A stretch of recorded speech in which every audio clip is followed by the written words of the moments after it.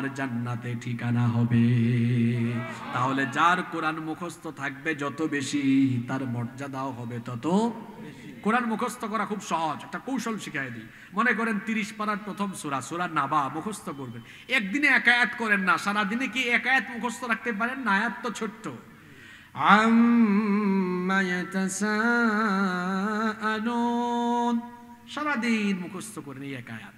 আগামীকাল শিখেন আনিন নাবাইল আযীম, 2 দিনে কত হইল? পরের দিন শিখেন আল্লাযী হুম ফীহি মুখতালিফুন, 3 দিনে 3 আয়াত। 4 নাম্বার দিনে পড়েন কাল্লা সায়ালামুন, 5 নাম্বার দিনে আরো এক আয়াত শিখেন সুম্মা কাল্লা সায়ালামুন। কত হইল? এই তো আপনার 1 রাকাত নামাজের পুঁজি হয়ে গেছে। 5 নাম্বার দিন থেকে কোরআন মনে রাখার একটা কৌশল হলো, হৃদয়ে গেঁথে যাবে। ওই দিনের প্রতি নামাজে এটা অ্যাপ্লাই করেন, প্রথম রাকাতে পড়ে ফেলেন আম্মা ইয়াতাসাআলুনা আনিন নাবাইল আযীমিল্লাযী হুম ফীহি মুখতালিফুন কাল্লা সায়ালামুনা সুম্মা কাল্লা সায়ালামুন। আল্লাহু আকবার। প্রথম রাকাত পড়লেন।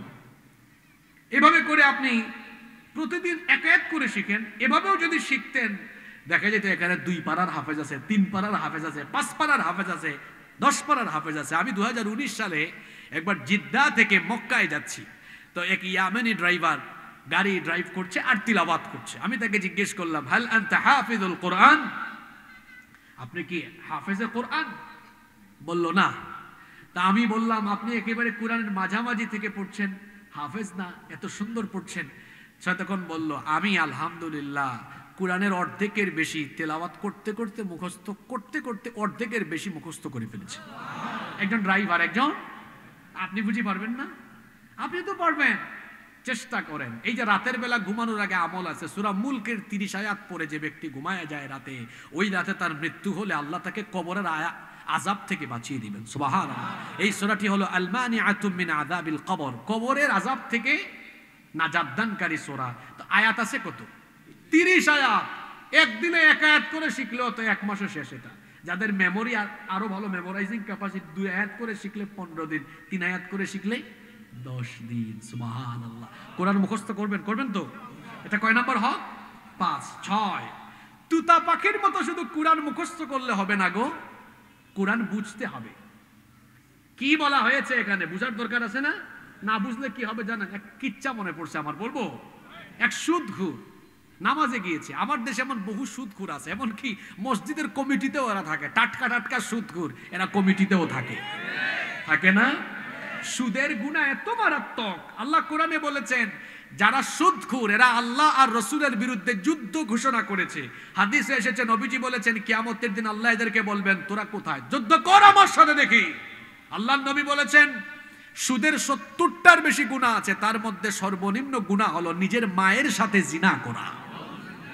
আরেকটি হাদিসে নবীজি বলেছেন যে ব্যক্তি 1 দিরহাম সুদ খায় সে ব্যক্তি 36 বার জিনা করার সমান অপরাধ করে।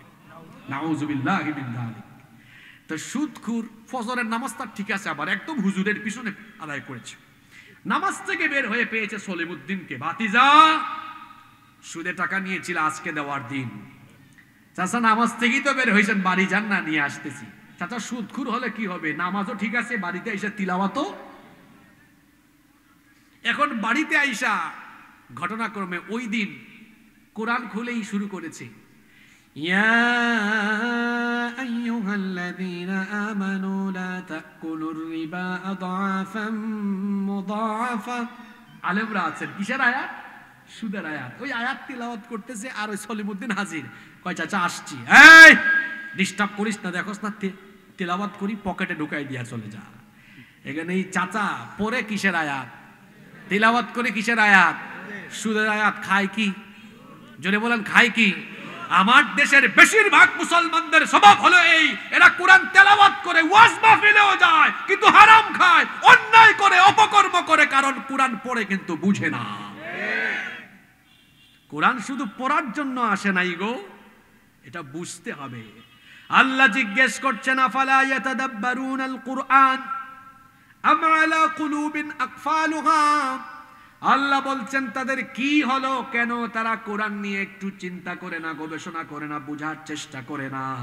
তাহলে কি তাদের অন্তর তালাবদ্ধ হয়ে গিয়েছে নাকি?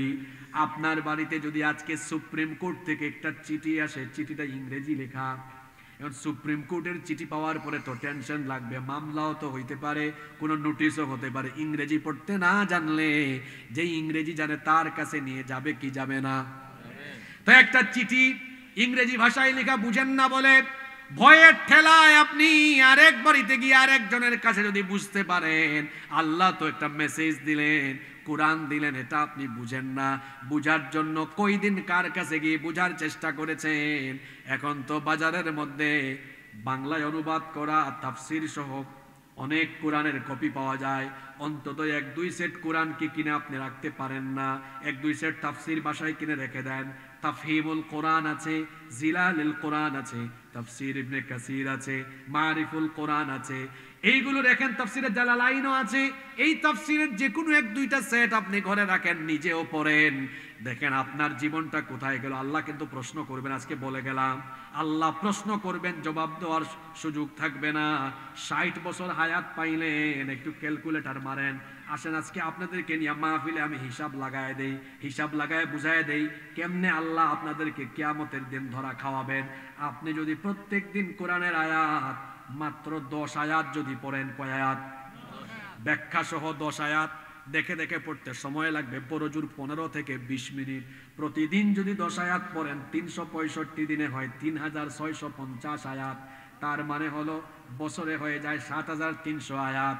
তার মানে বোঝা গেল 2 বছরও লাগে না, 1 বছর 10 মাসে। আমি ধরে নিলাম 2 বছর, 2 বছরে দেখা যাবে পুরা কোরআন একবার অর্থ সহ বুঝে পড়া একবার খতম হয়ে যাবে। আল্লাহ যদি বলেন, কি রে সলিমউদ্দিন, কসিমউদ্দিন, 60 বছর তুই আমার নেয়ামত খাইলি, কিন্তু আমার কিতাব মাত্র 30 পারা, একবার ব্যাখ্যা আচ্ছা বাদ দিলাম, বুঝার স্বার্থে বললাম, একবার কি অনুবাদ সহ খতম করলি না? জবাব দেওয়া যাবে? জবাব দেওয়া যাবে? আজকে ওয়াদা করেন এখানে বসে প্রতিদিন 10 আয়াত করে কোরআন অর্থ সহ বাড়িতে পড়বেন। রাজি আছেন? রাজি আছেন? এটা হলে কি হবে জানেন? আমার দেশে বহু আলেম উলামাও আছেন, কোরআনের আলোচনা যখন করেন মজা পাবেন শুনতে, কারণ আপনি তো এগুলো বাড়িতে পড়েন। আবার কিছু বক্তা আছে দেখবেন উঠে কোরআনে ভুল তর্জমা করে, আপনি তখন ধরতে পারবেন, ধরতেও বাড়িতে পড়বেন। রাজি আছেন তো সবাই? আচ্ছা, তাহলে কয়টা বললাম? 6টা। এই বাকি 3টা পয়েন্ট খুবই গুরুত্বপূর্ণ। আপনারা 10-12 মিনিট মনোযোগী থাকতে পারবেন তো? জানি কষ্ট হচ্ছে, আপনাদের কষ্ট হচ্ছে, আমি একটু দেরি করে ফেললাম। দেরি তো আমি করি নাই, আমি জানতাম না গাজীপুরের রাস্তা বন্ধ। গাজীপুরের রাস্তা বন্ধ, সব গাড়ি বের হচ্ছে সাভার দিয়ে। তো এক রাস্তা দিয়ে গাড়ি বের হলে কি ঠেলা হইতে পারে ওই রাস্তায়, বুঝতেছেন আপনারা?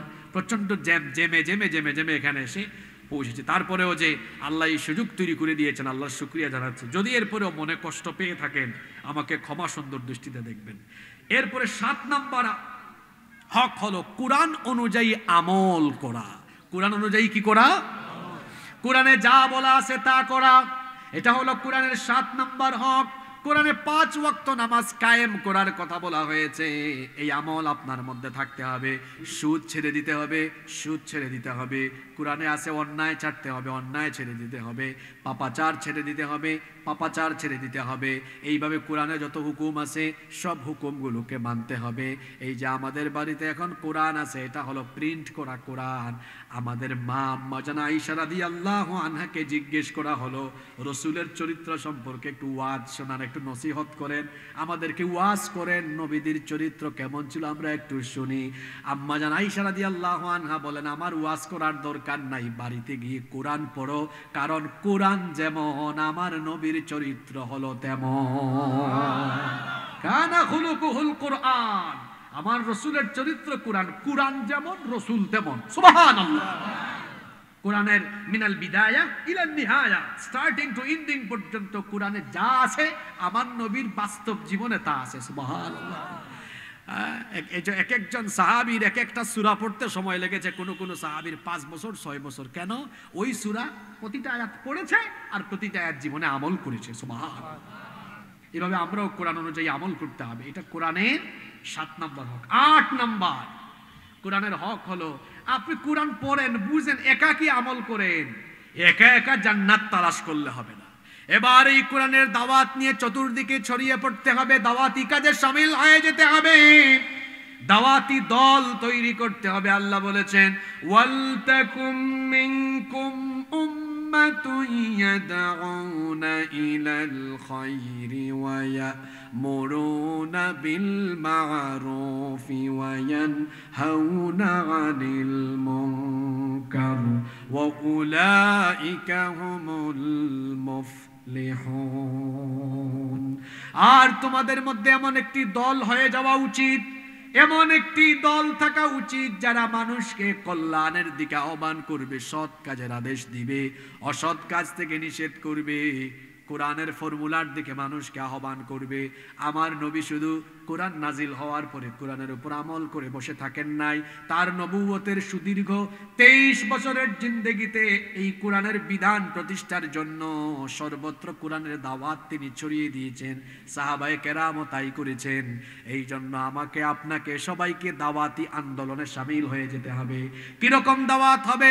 শুধু নামাজ রোজার দাওয়াত নয়, নামাজ রোজার দাওয়াত দেওয়ার পাশাপাশি আমার রাসূল যেমন কোরআনের দাওয়াত দিয়ে কোরআনের এই হুকুম বিধানকে বাস্তবায়ন করেছেন, এই হুকুম এই বিধানকে বাস্তবায়নের দাওয়াত নিয়ে এলাকা এলাকায় বাড়িতে বাড়িতে ঢুকে যেতে হবে। বলতে হবে মানুষের তৈরি করা আইন দিয়ে সুখ পাওয়া যাবে না, শান্তি পাওয়া যাবে না, বরং সুখ শান্তি দিতে পারে কার আইন? আরো জোরে বলেন, কার আইন? আল্লাহর আইন মানুষকে শান্তি দিতে পারে। এই জন্য দাওয়াতি আন্দোলনে দাওয়াতি কাজে শামিল হয়ে যেতে হবে। আলেম ওলামারা আপনাদেরকে ডাকেন, উলামা মাশায়েখ পরিষদ